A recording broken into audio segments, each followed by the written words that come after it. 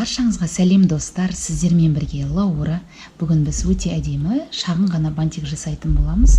Бұл бантикті мектепке де таға беруге болады. Ол үшін бізге қажет болатын заттар 4 см репстік лентадан 23 см қылып 2 дана қырқып аламыз.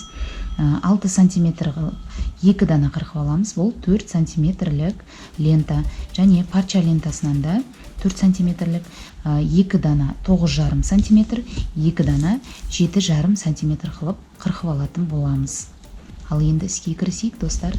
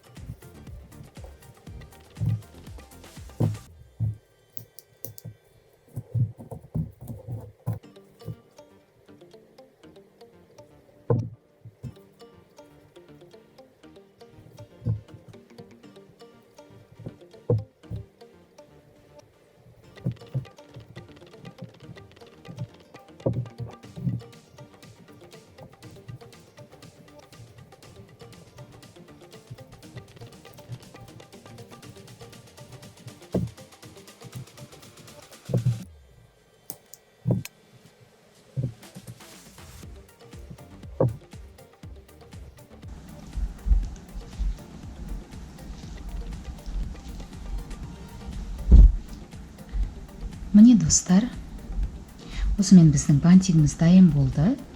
Өте әдемі көрінеді, өте сүйкімді көрінеді. Егер де менің жасаған бантигім сіздерге ұнаса, менің каналыма тіркелуді ұмытпаңыздар. Лайк басып, пікір қалдыра кетіңіздер.